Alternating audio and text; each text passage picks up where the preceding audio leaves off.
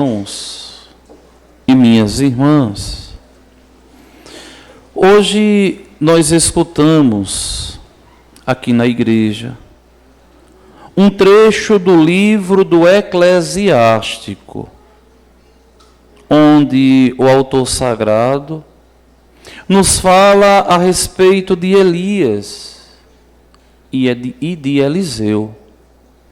Elias é uma das personagens mais importantes do Antigo Testamento. Um profeta poderoso em palavras e obras. E um profeta que some de um modo misterioso no fogo, numa carruagem. E esse Elias sempre foi muito bem quisto pelas pessoas, porque sempre enxergaram em Elias a ação poderosa de Deus. Enxergavam em Elias um homem de Deus.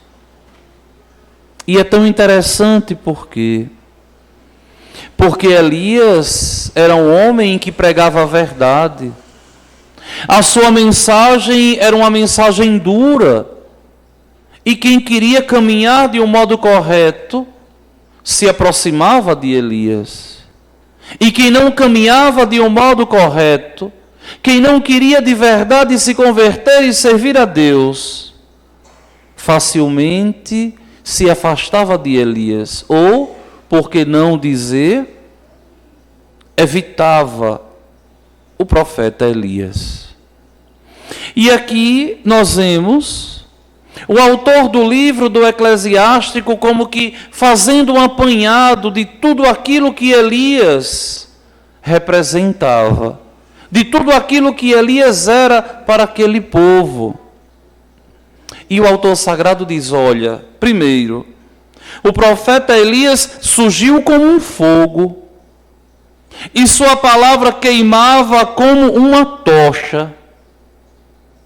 Ou seja, a palavra de Elias ali era uma palavra que aquecia o coração.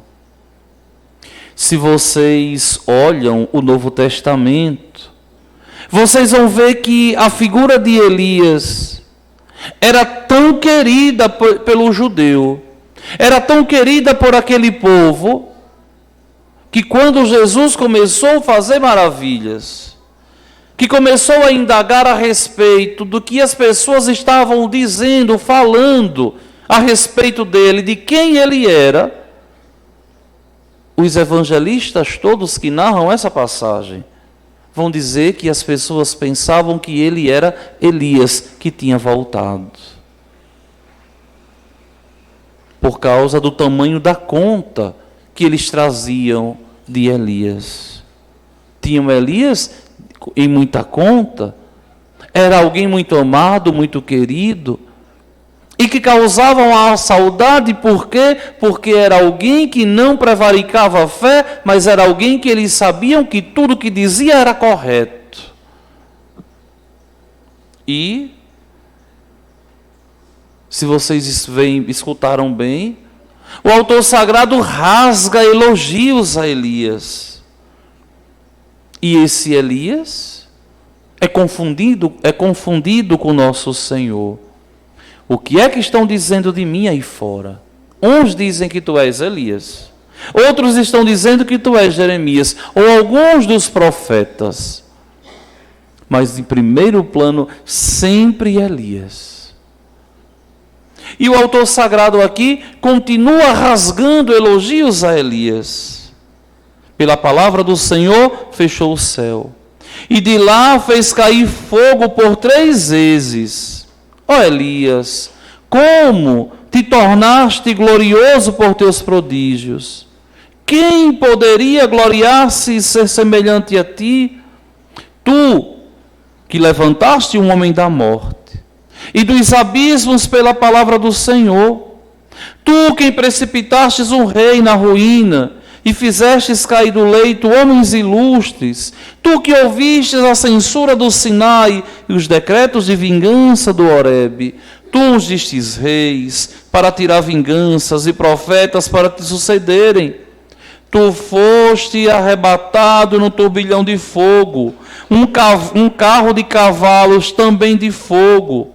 Tu, nas ameaças para os tempos futuros, fostes designados para acalmar a ira do Senhor antes do furor, e para reconduzir o coração do pai ao filho, e para restabelecer as tribos de Jacó. Vejam, que se a gente tirasse aqui a palavra de Elias, e eu proclamasse isso tudo aqui, tecesse todos esses elogios, e perguntassem a vocês assim, de quem eu estou falando? Vocês nem lembrariam de Elias, mas vocês iam dizer de Jesus. É por isso que Elias, aqui, é uma das prefigurações de nosso Senhor Jesus Cristo. E Cristo vai ser confundido com Elias. É importante a gente perceber que o Senhor, o bom Deus, sempre falou para converter os corações. Se vocês pegam as mensagens dos profetas do Antigo Testamento, vocês vão ver que sempre foi uma palavra coerente de conversão, de mudança de vida, de abertura do coração. E esse pensamento, e esse ensinamento, e essa exortação, a igreja assimilou e compreendeu que a mensagem de Cristo, que é o ápice da revelação de Deus, agora deveria continuar pela boca da igreja, por seus legítimos pastores. E a igreja até hoje prega santamente, dignamente, com desenvoltura, aquilo que nosso Senhor nos deixou. E nós vemos que esse Elias aqui prefigura Jesus Cristo. E nós vemos que Jesus Cristo é o início de toda a mensagem nova trazida por Deus para a conversão do homem. E a igreja é a sua continuadora. E a igreja é quem continua os seus santos ensinamentos. Nós vemos no trecho santo do Evangelho de hoje, nosso Senhor ali com os discípulos. E os discípulos vão pedir a Jesus: Senhor, ensina-nos a orar, ensina-nos a rezar, como João Batista ensinou aos seus discípulos. A oração do Pai Nosso vai ser, por um período de tempo, a grande identidade dos cristãos. Quando alguém queria saber se o outro era cristão, deveria rezar o Pai Nosso. Eu, sinceramente, eu não sei dizer a vocês, aqui na paróquia, se acontece isso ainda, né? Mas existe uma das facetas da catequese, que é a entrega do Pai Nosso para aquele ali que está sendo catequizado. Justamente recordando esse momento da história lá atrás dos catecúmenos, da grande catequese mistagógica da igreja, onde se entregava ao Pai Nosso e se dizia: aqui está a tua identidade. Aqui está, de verdade, aquilo que você deve saber. Faça isso, viva assim, e de verdade viverás. E serás abençoado por Deus. É tanto que a oração do Pai Nosso é a oração mais sublime da igreja. E a única que nós temos, que Jesus Cristo nos deixou. Ave Maria é uma construção das palavras de Gabriel, de Isabel, da igreja piedosa. O credo é um símbolo dos apóstolos. A Salve Rainha vem da tradição. Mas a oração que saiu proferida da boca de nosso Senhor foi a oração do Pai Nosso. É por isso que ela é tão cara à igreja. E em toda missa nós rezamos o Pai Nosso. Só que é uma oração que ela não pode ser rezada da boca para fora, mas se deve rezar com uma grande vivência de fé. Infelizmente, a gente se acostuma tanto a rezar o Pai Nosso, que o que é que nós fazemos? Simplesmente a gente fala as palavras pensando em outra coisa, e a gente nem pensa no que diz. A gente se acostumou com isso. Mas é importante que nós católicos comecemos a pensar naquilo que nós estamos rezando. Porque a oração do Pai Nosso, tanto mais terá eficácia, tanto mais nós transformemos essa oração vocal em um modo de vida. Porque a gente pede, a gente implora a Deus, e a gente coloca até uma condição: Senhor, perdoai as minhas ofensas, na medida em que eu perdoo o meu irmão. Nós colocamos uma condicional. Nós estamos dizendo simplesmente a Deus assim: olha, Senhor, se eu perdoar o meu irmão, me perdoe. Se eu não perdoar, não me perdoe. E ao longo de uma vida toda, nós rezamos essa oração, dizendo isso a Deus. E a gente esquece que toda palavra tem um peso. Existe um dito popular russo que diz assim: uma palavra dita é como uma flecha lançada, não tem mais volta.